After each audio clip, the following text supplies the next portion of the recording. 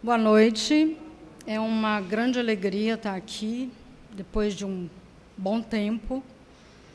E, na noite de hoje, a gente vai conversar um pouco sobre doutrina espírita. Lembrando o seguinte, muitos que aqui se encontram já são espíritas, já têm um conhecimento da doutrina, outros estão há pouco tempo e ainda estão a doutrina espírita e ele ainda estão se conhecendo. Outros talvez estejam aqui pela primeira, ou segunda ou terceira vez.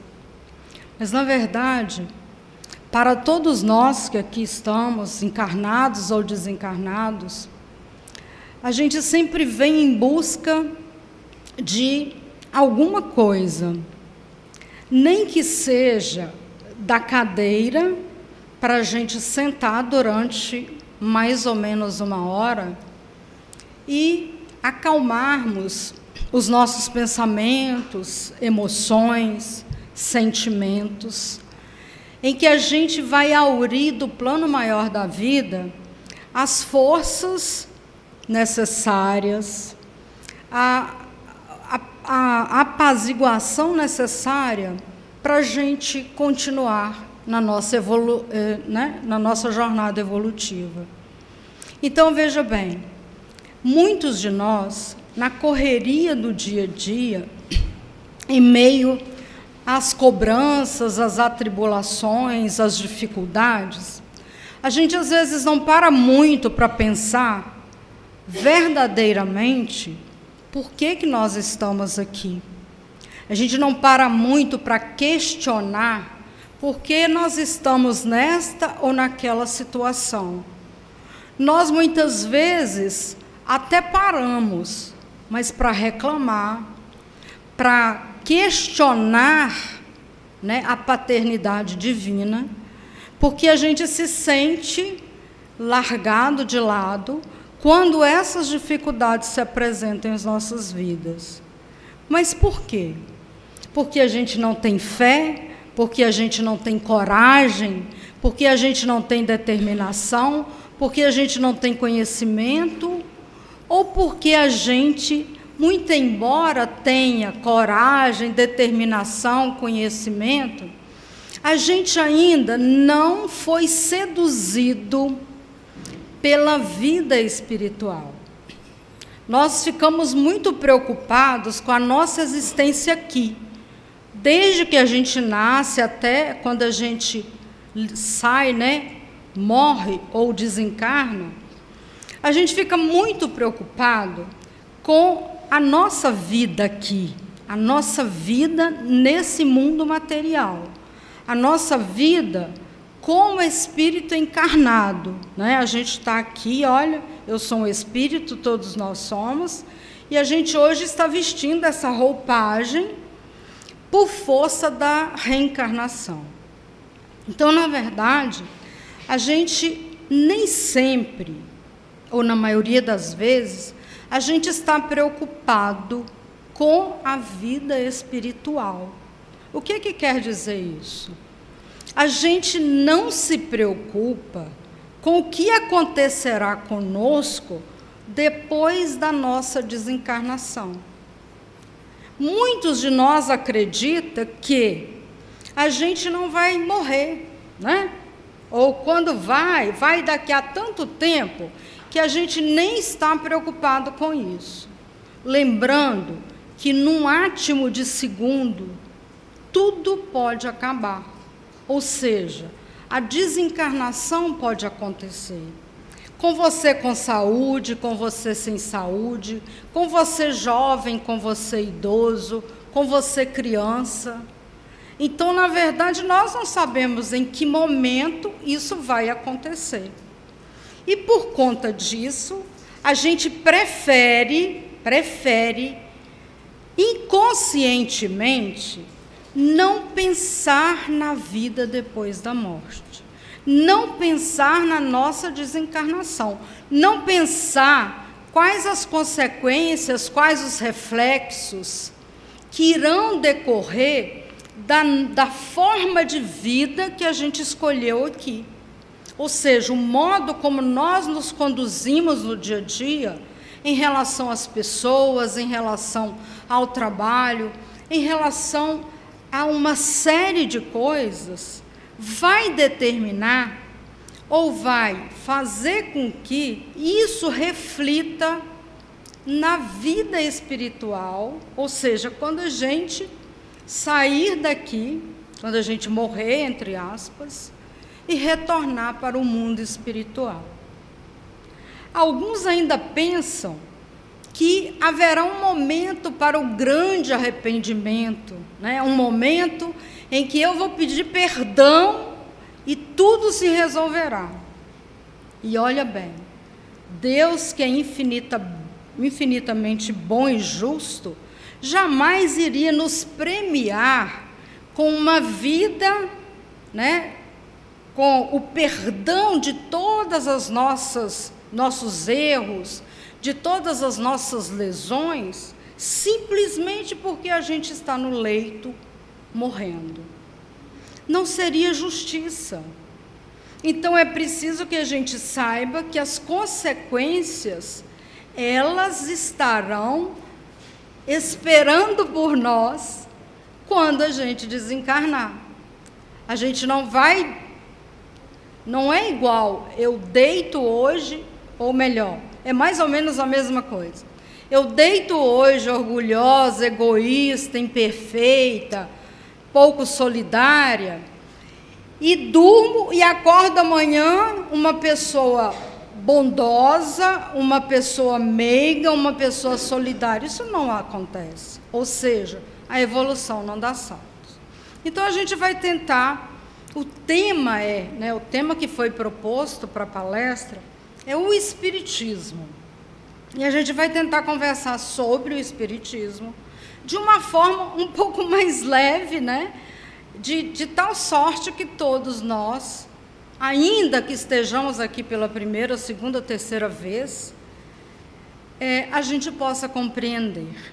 Se não compreender de todo, pelo menos ter o móvel para prosseguirmos na nossa necessidade de buscar cada vez mais esse esclarecimento, essa luz para a nossa vida. Então, Espiritismo, algumas observações sobre a doutrina espírita. O que é o Espiritismo? Muitas vezes a gente, às vezes até quem já é espírita há algum tempo, não é capaz de responder, com clareza o que vem a ser o Espiritismo.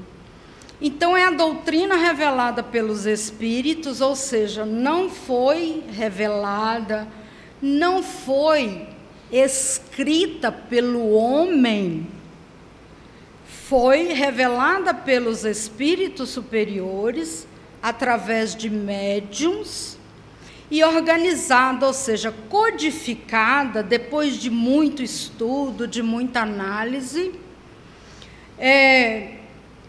por um educador francês conhecido, cujo pseudônimo ele adotou depois como Allan Kardec. Allan Kardec não é o autor da doutrina, não é o autor das obras da codificação. Allan Kardec foi um mero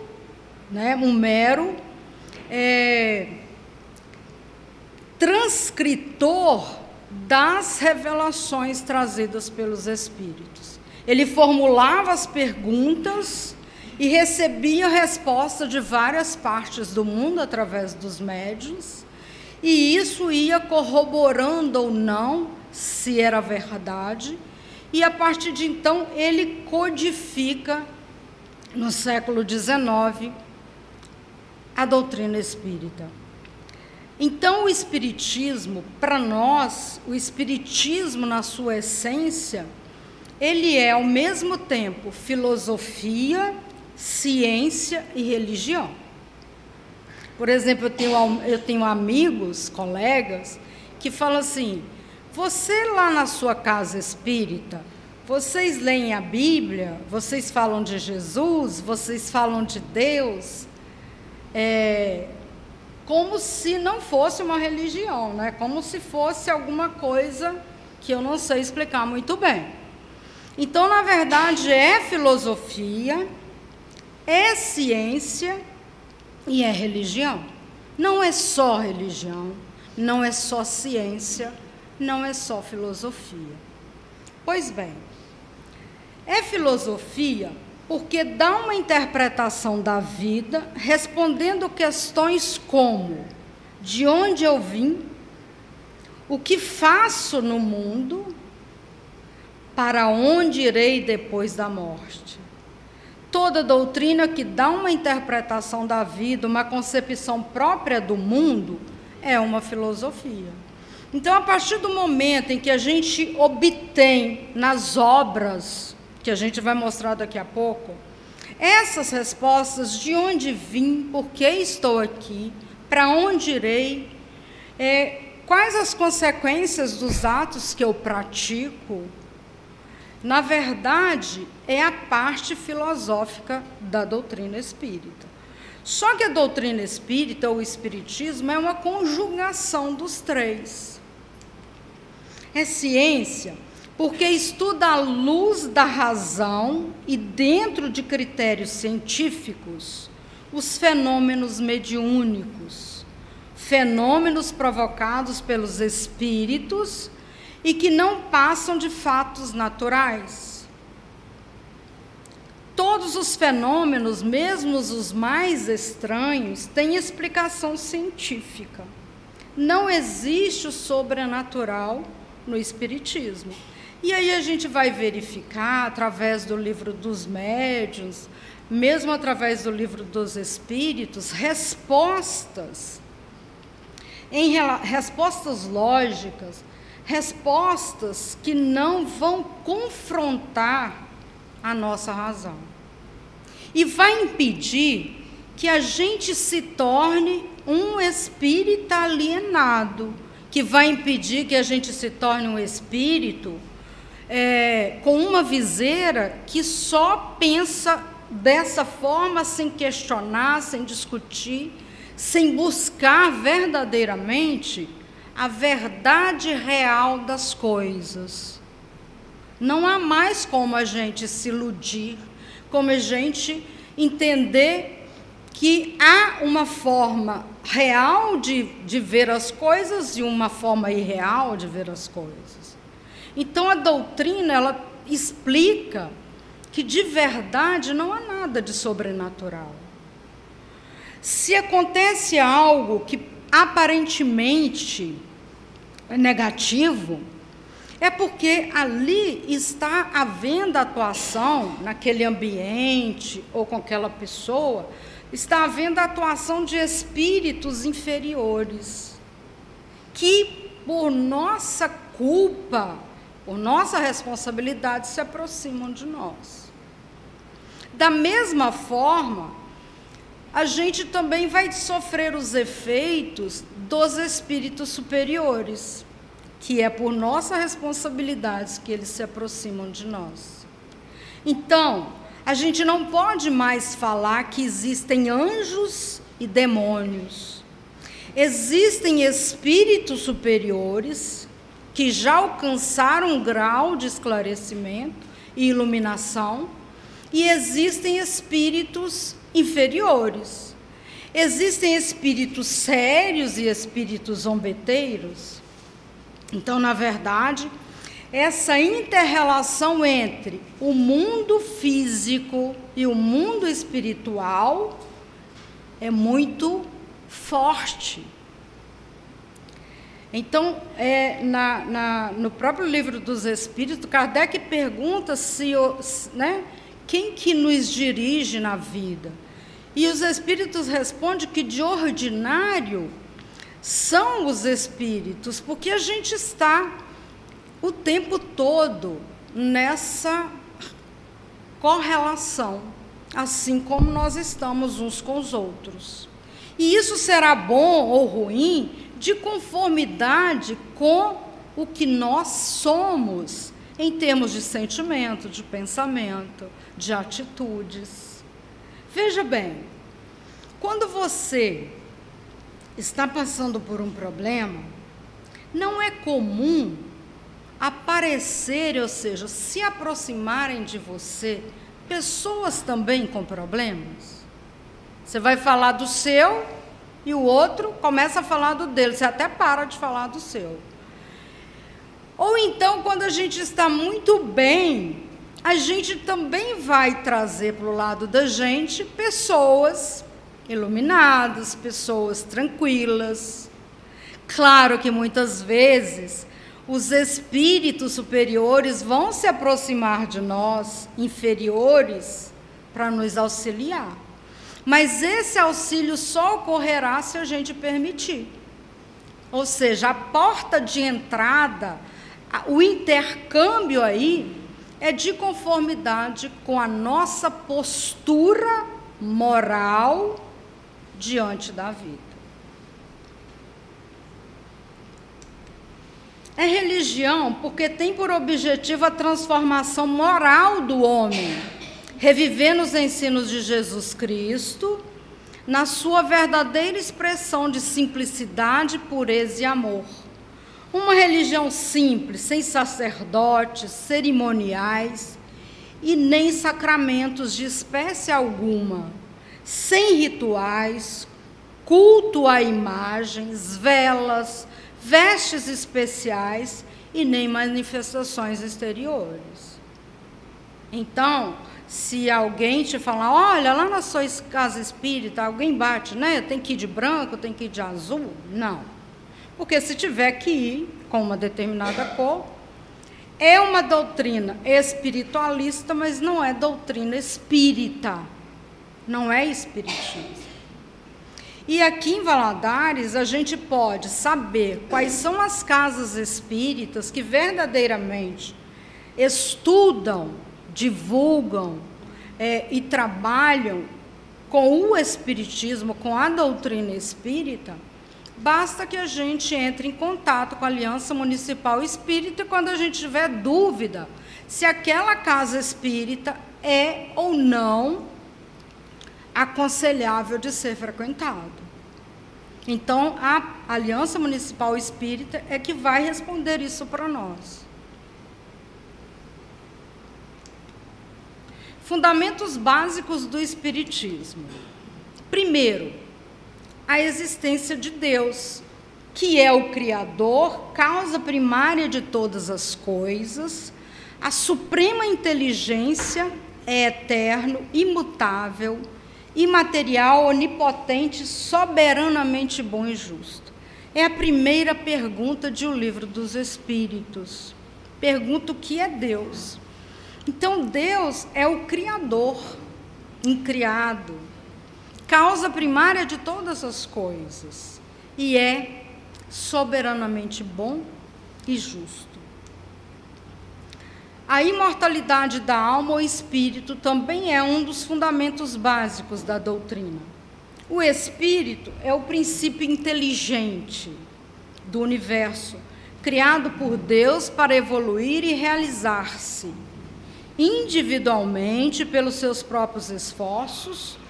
Como espíritos já existíamos antes do nascimento e continuaremos a existir depois da morte do corpo. Ou seja, a existência é múltipla, a existência não é única. A nossa vida não começa com o nascimento e nem finaliza com a morte. Ou seja, a nossa vida é eterna. Ela vai prosseguir no mundo encarnado, no mundo espiritual, no mundo material, no mundo espiritual. Então, isso faz com que a gente vá buscar mais respostas, mais esclarecimentos dentro da doutrina espírita acerca da imortalidade da alma ou espírito. Então, quando nós estamos desencarnados, quando a gente quando vence a nossa etapa por aqui, quando a gente deu conta, e às vezes ela vence voluntariamente, né? A gente seguiu todo o traçado feito por nós lá no plano espiritual, ou involuntariamente, ou seja, ou, como muitos falam, em algum momento que não deveria ocorrer, quando a gente pratica atos contrários à manutenção da existência, da nossa vida ainda como encarnado. Então, muitas vezes, suicídio não é apenas aquela pessoa que vai lá, né, e comete o ato, Nós não vamos tocar nesse assunto. Mas é também com o que nós nos alimentamos, com que tipo de pensamento a gente anda, com que tipo de sentimento a gente vive, e tudo isso vai nos envenenando, vai criando danos, muitas vezes, irreparáveis nessa existência. E aí a desencarnação ocorre, né? Ela vai ocorrer porque a gente deu causa à sua antecipação. Então, é muito perigoso a gente falar, morreu antes da hora, foi antes do tempo. Todo mundo que morre foi antes da hora para o ente, né, que está se despedindo. Mas isso não é verdadeiro. Essas questões podem acontecer de fato, mas por nossa culpa, imprudência, imperícia no modo de viver a vida. A reencarnação é um outro fundamento básico. Nós, criados simples e sem nenhum conhecimento, somos quem decidimos e criamos o nosso próprio destino.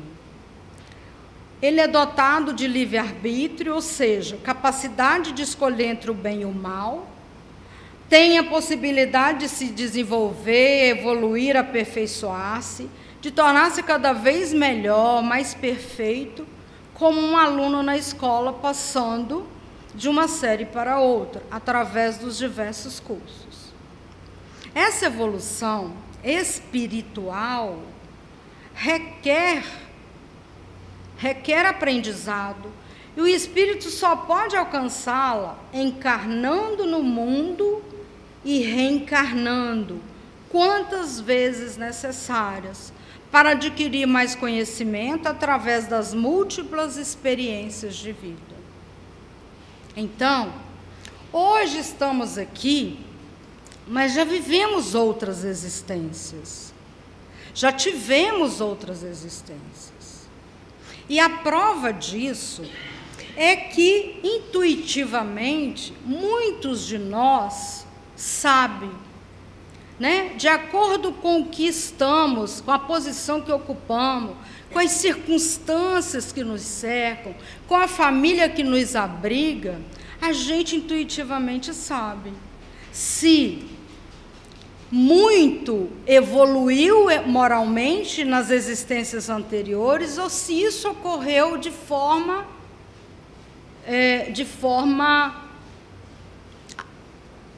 em quantidade ou em situação menor, ou seja, em dose homeopática.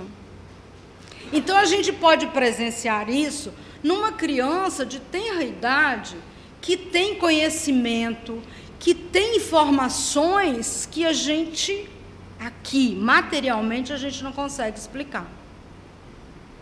Aquelas pessoas que nunca frequentaram uma escola, né? E que têm uma sabedoria e que têm uma dignidade espiritual que a gente também não consegue explicar. Isso é resultado desse progresso, dessa evolução que vem se fazendo ao longo do tempo, através das múltiplas existências, através da reencarnação. A comunicabilidade dos espíritos também é: os espíritos são seres humanos desencarnados e continuam sendo como eram quando encarnados, bons ou maus, sérios ou brincalhões, trabalhadores ou preguiçosos, cultos ou medíocres, verdadeiros ou mentirosos. Ou seja, através dos médiuns, o Espírito pode se comunicar conosco, se puder e se quiser. A mediunidade, que é objeto de estudo numa outra oportunidade, que será, né? E que tem sido sempre objeto de estudo aqui, ela não é própria de quem é espírita. É médium, é porque é espírita. Não. A mediunidade é a possibilidade, é uma faculdade orgânica, uma predisposição que todos nós temos. Mais potencializada, menos potencializada, né? Então, essa mediunidade, ela precisa ser analisada, ela precisa ser cuidada, ela precisa ser estudada, para que a gente tenha condições e meios de ser beneficiado e não prejudicado pelos espíritos. A pluralidade dos mundos habitados, ou seja, o planeta Terra não é o único mundo habitado. Os diferentes mundos disseminados pelo espaço constituem as inúmeras moradas do Espírito. Jesus disse: há muitas moradas na casa de meu Pai. A gente é apenas uma dessas moradas, né? O planeta é apenas um desse local, desse ambiente. Então, existem mundos mais evoluídos, mundos inferiores, ou seja, superiores ao planeta, inferiores ao nosso planeta. Veja bem, nós vivemos no mundo, de acordo com a doutrina, de acordo com a nossa percepção de mundo, nós vivemos no mundo de prova e expiações. Olha, aqui o bem nem sempre vence o mal. Aqui a beleza da vida nem sempre é admirada e cultivada pelo outro ser. Então, na verdade, por que um mundo de provas e expiações? Todos os fenômenos, todas as questões que estão acontecendo no mundo são prova indiscutível dessa nossa ainda materialidade, dessa nossa ainda inferioridade. E a gente está num processo de sair da expiação e provação e passar para um mundo de regeneração. Mas nesse mundo de regeneração, aqueles que ainda persistem no mal, que são renitentes na maldade, eles permanecerão por aqui. E aqueles que já lograram êxito na sua evolução espiritual, possivelmente estarão reencarnando no mundo de regeneração. E a gente pode ver isso hoje em muitas crianças que já vêm com uma capacidade diferenciada de entendimento da verdade, da bondade, em detrimento, ou seja, em prejuízo daqueles que, encarnados, ainda são capazes de atos inimagináveis, que a gente vê e não acredita.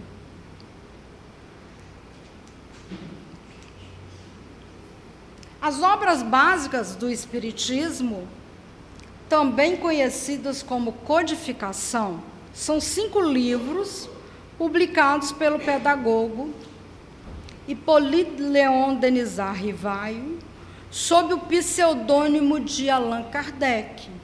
Veja bem, ele tinha 50 anos quando ele começou o trabalho, esse trabalho.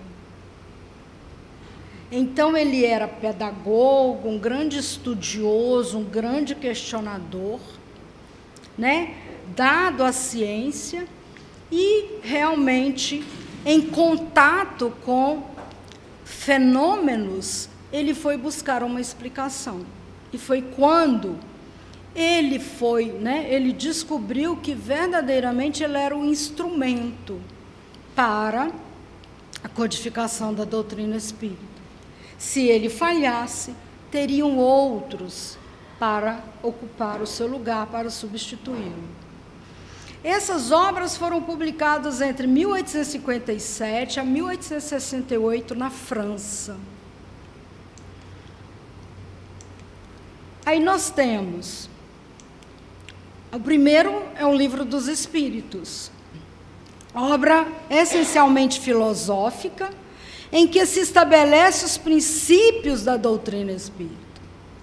Perguntas, respostas, comentários, observações dos espíritos. Então, é uma obra em que você vai encontrar sobre o espírito, a encarnação, a desencarnação, as leis morais, as leis do trabalho. Ou seja, nesse livro dos Espíritos, que é a primeira obra, ele vai tratar de todas as questões que envolvem a cada um de nós. São respostas que não podem ser repelidas pela razão. Então, o Livro dos Espíritos é de 1857. Aí, o segundo é o Livro dos Médiuns. Esse livro versa sobre o caráter experimental e investigativo do espiritismo, visto como ferramenta teórico-metodológica para se compreender uma nova ordem de fenômenos, até então jamais considerada pelo conhecimento científico.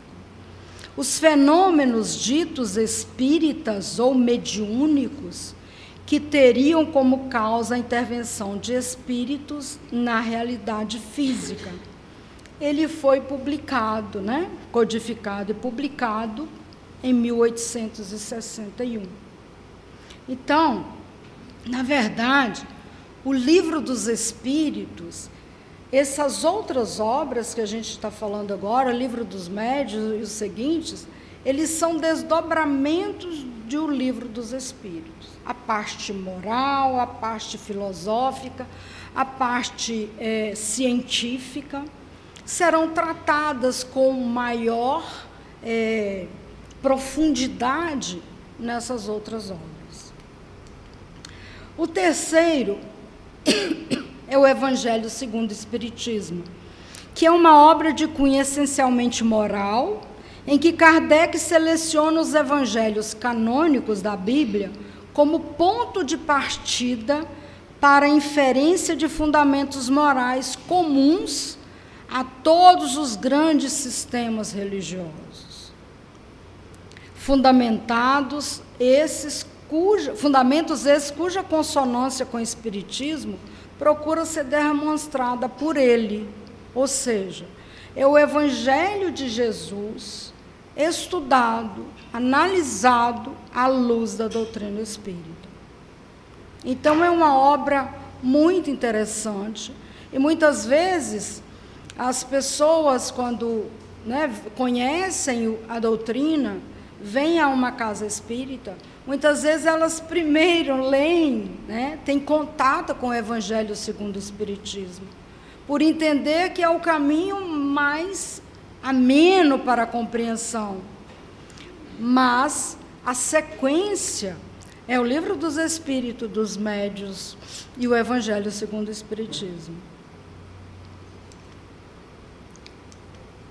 O próximo é o livro O Céu e o Inferno, composto de duas partes. Na primeira, Kardec realiza um exame crítico da doutrina católica sobre a transcendência, procurando contradições filosóficas e incoerências com o conhecimento científico superável, mediante o paradigma, ou seja, mediante o modelo espírita da fé raciocinada. Na segunda parte, constam dezenas de diálogos que teriam sido estabelecidos entre Kardec e os diversos espíritos. Foi publicado em 1865. Então, aqui nessa obra, a gente vai compreender com clareza o porquê da inexistência de um local determinado, chamado inferno, de um outro local determinado, delimitado, chamado céu, onde, segundo algumas concepções religiosas, quem é bom vai para o céu, quem é mau vai para o inferno. E quem é mais ou menos, e aí parece que não tem ninguém, vai para o chamado purgatório. Por quê? Então, veja bem, se vamos para o céu eternamente, e aí o que errou, o que falhou, o que não deu conta, vai para o inferno. Ou então fica nessa zona intermediária chamada purgatório. Mas olha, do inferno não tem como ascender, ou seja, não tem como subir para o céu. Assim como do céu não vai ter como descer para o inferno. Então, veja bem, onde a justiça, a bondade, o tratamento igual de todos os seus filhos, dado por Deus. Então, muitos de nós seríamos premiados. Pensa, nasce o Valtinho e vai desencarnar lá pelos 130 anos. Pensa na quantidade de chance, de oportunidades que ele terá para errar. Não é isso? Ele vai ter também para retomar, para tentar ajeitar, mas nesse vai e vem, no final, quando coloca na balança, olha, só sobrou o inferno, não tem jeito. Aí pensa numa pessoa que viveu até os 10, até os 8, até os 7, até os 12, e aí morre. Não teve como ser testado, provado por essas circunstâncias para que se estabeleça que ele tem que ir para o inferno. Aí onde a justiça e onde a bondade do Pai, onde fica? Ou seja, se um filho pedir ao pai físico, material, um pão, ele não vai dar uma cobra. Agora, Deus, que é soberanamente bom e justo, que está acima de todas essas questões, como que ele vai tratar iguais de modo desigual? Então, na verdade, há que existir uma oportunidade.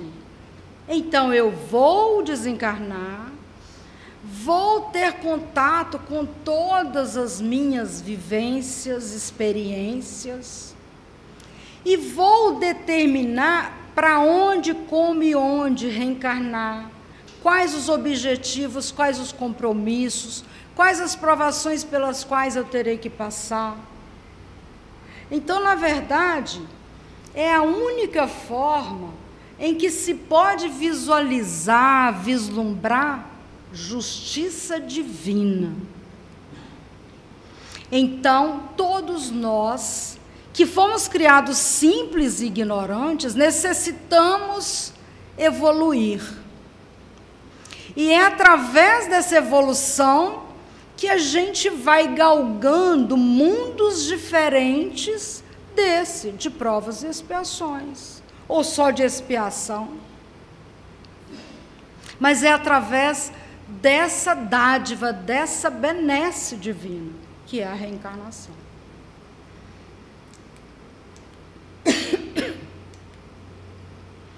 Aí vem a Gênese, composta de 3 partes. A primeira parte trata da Gênese, isto é, da formação dos mundos e da criação dos seres animados e inanimados. A segunda trata dos milagres, discute sobre o que pode ser considerado milagre e explica à luz do Espiritismo os muitos milagres feitos por Jesus, que na verdade não eram milagres. A terceira parte explica como e por que podem haver previsões de coisas futuras, pressentimentos e coisas assim, que é um livro de 1868. Além desses, existem 2 outros livros complementares, que obras póstumas, que servem como um complemento para a compreensão da doutrina. Por que obras póstumas? Porque são escritos e estudos de Allan Kardec, o codificador, com anotações preciosas sobre os bastidores da fundação do Espiritismo. Tem este nome porque foi publicado após a sua morte física, após a sua desencarnação. E aí fala dos males, dos cataclismos. Gente, se pegar essa obra e ler, você vai pensar assim, gente, isso está acontecendo agora. São questões que eu estou vivenciando. Então, na verdade, traz realmente preciosos esclarecimentos acerca da vida espiritual e de como a humanidade, né? Por que a humanidade ora está assim, ora está assado? E o último é um livro que, o que é o Espiritismo? Tem uma interrogação ali, de uma maneira didática, conduzindo os temas através de diálogos fictícios. O autor Allan Kardec procura introduzir o leitor nos conceitos básicos do Espiritismo. Assim sendo, este pode tomar conhecimento desses de maneira gradual, sem sobressaltos e em linguagem bem mais acessível. Então, às vezes, é legal, você pega o que é o Espiritismo e vai ler. Você pega o Livro dos Espíritos e pega lá a introdução e a conclusão, vai te dar uma aula sobre doutrina espírita. Você pega obras póstumas, pega o Evangelho segundo o Espiritismo, o Céu e o Inferno. Então, na verdade, esse arcabouço de obras é que trarão para nós as informações, a iluminação, o esclarecimento, as respostas a inúmeras perguntas que todos nós temos, que todos nós fazemos, e faz com que nós começamos a perceber a vida de uma forma diferente. E faz com que a gente comece a mudar a atitude, o comportamento, porque sabe que em qualquer momento, em qualquer segundo, nós podemos desencarnar. E a gente só vai despertar no mundo espiritual exatamente com aquilo que nós construímos, que são os sentimentos, que são as virtudes, que são as aquisições positivas durante a existência. Ou então a gente vai despertar exatamente com aquilo que a gente construiu, que não é nada de bom. Então é o seguinte, a gente vai despertar depois da morte do corpo físico, sendo exatamente o que somos essencialmente. Por isso é que, preocupados em adquirir grandes fortunas, em adquirir patrimônio, em adquirir, galgar todos os títulos, nós nos esquecemos que esse patrimônio material, que essas conquistas materiais, elas não estarão conosco, elas não serão conduzidas conosco. Nada, o menor que seja, o mais importante que seja, a gente vai carregar. Muitas vezes o apego excessivo aos bens materiais vai ser um fator prejudicial à nossa vida espiritual, ao nosso despertamento no mundo espiritual. Porque a gente era tão apegado, que a gente quer continuar ali, do lado, protegendo, com unhas e dentes, sofrendo horrores, desesperados, porque não conseguimos nos libertar dessa prisão. Ninguém pode adquirir bens materiais? Claro que sim, mas para a satisfação, para a subsistência, para auxiliar o outro, mas não apenas para encher, né, os cofres e ficar como se aquilo fosse eterno, como se a nossa existência, a nossa vida espiritual dependesse dessas aquisições. Então, de tanto ficarmos ainda presos a matérias, preocupados com adquirir coisas materiais, o nosso sofrimento aumenta, o nosso desespero aumenta, a nossa ausência de coragem, a nossa ausência de vontade, de felicidade, não vai ser preenchido por tudo isso. Quantos vivem em grandes mansões e são infelizes e querem cada vez mais porque tem um vazio que não conseguem ocupar? Quantos vivem de forma amena e são felizes, se sentem abastados, porque intimamente já estão evoluídos, já sabem que essa evolução moral é mais importante do que a aquisição de bens materiais. Então, enquanto a gente continuar vivendo, dia após dia, esquecidos que a vida não vai finalizar com a morte do corpo físico, nós estamos programando a nossa próxima reencarnação. Ainda que a gente não acredite em reencarnação, não importa. Nós estamos determinando o que iremos colher, o que iremos receber. Por quê? O juízo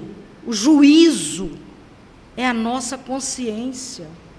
Deus não pune, Deus não castiga, Deus não maltrata. Somos nós. São as nossas concepções, são as nossas crenças no que é material. É isso que faz com que a gente se esvazie dessa necessidade espiritual.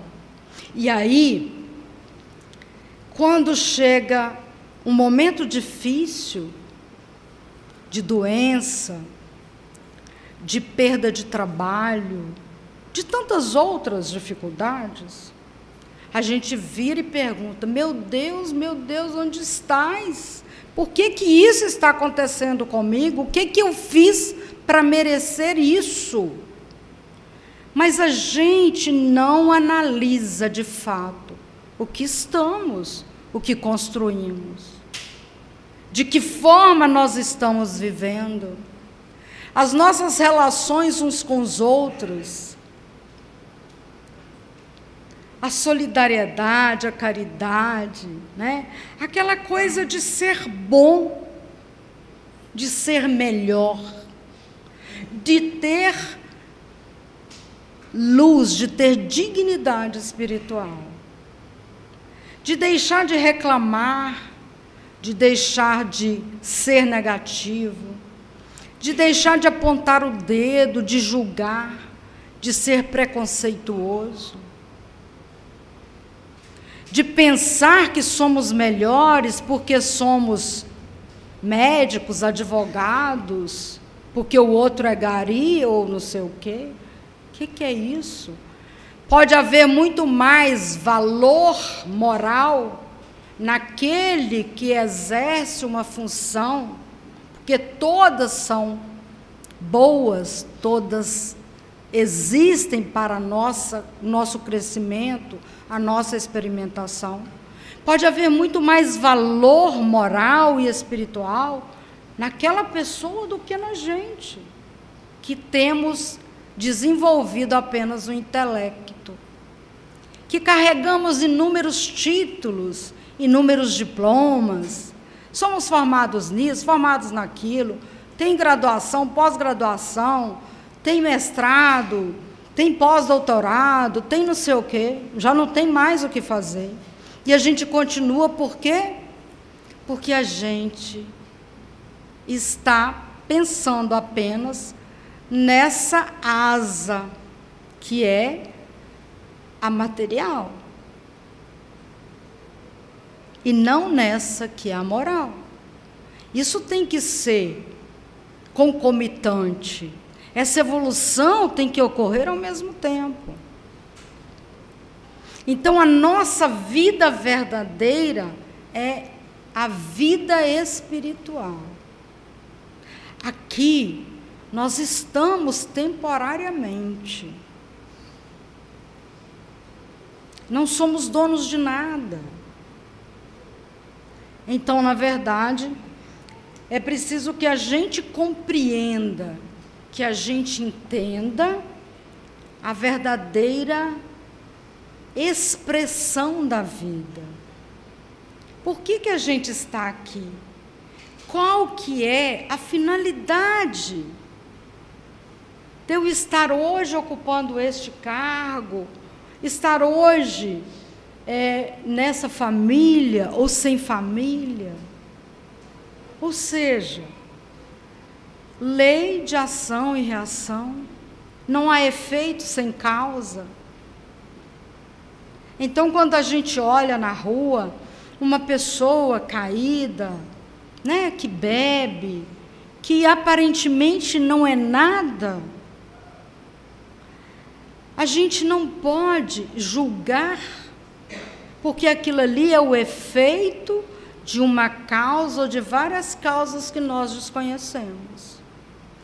A gente prefere falar, é um vagabundo, não quer trabalhar, não sei o quê, mas a gente não sabe. A gente não sabe. Então, quando a gente olhar para o outro, que se a gente não puder fazer nada, que a gente pelo menos ore, peça a misericórdia divina que o proteja, que o agasalhe, que o esclareça. E, para finalizar, eu vou passar aqui voando para pegar, porque tinha uma outra, algo que está no Evangelho segundo o Espiritismo, capítulo 15, que diz o seguinte: eu sempre acho isso muito apropriado, essa orientação dos espíritos, que diz assim: meus amigos, agradeçam a Deus que vos permitiu gozar a luz do Espiritismo, não porque somente os que a possuem possam salvar-se, mas porque o Espiritismo, ajudando-vos a melhor compreender os ensinamentos do Cristo, essa doutrina nos torna melhores cristãos. Fazeis, pois, que vos vendo, se possa dizer que o verdadeiro espírita e o verdadeiro cristão são uma e a mesma coisa. Porque todos os que praticam a caridade são discípulos de Jesus, qualquer que seja o culto a que pertençam. Está no capítulo 15 do Evangelho segundo o Espiritismo, na parte que trata das instruções dos Espíritos. E, além disso, além das obras da codificação, existem várias outras obras psicografadas, ditadas por André Luiz e psicografadas por Francisco Cândido Xavier, por Divaldo Franco, por Raul Teixeira e tantos outros médiuns que se colocaram como instrumentos da elucidação, do esclarecimento, da caridade moral em prol de todos nós. Então, não é por falta desse material, desse farto manancial que a doutrina espírita possui, que nós permaneceremos órfãos espiritualmente. Que a gente realmente busque, resgate a paternidade divina. Que a gente verdadeiramente acredita que é filho de Deus, criado para o melhor. Que a gente verdadeiramente creia que nós não estamos aqui por acaso, que somos os únicos responsáveis pela nossa melhoria, pelo nosso crescimento, pelo nosso iluminamento. E que Deus, que é soberanamente bom e justo, Jesus, o grande irmão espiritual, e os mensageiros divinos possam estar com cada um de nós, encarnado ou desencarnado, em todos os nossos momentos, nos intuindo, tentando, de fato, nos auxiliar, mas que nós possamos ter uma postura que permita que essa assistência, que essa misericórdia nos alcance quando a gente precisar, que é em todos os momentos da nossa existência. Que Deus nos abençoe agora e sempre.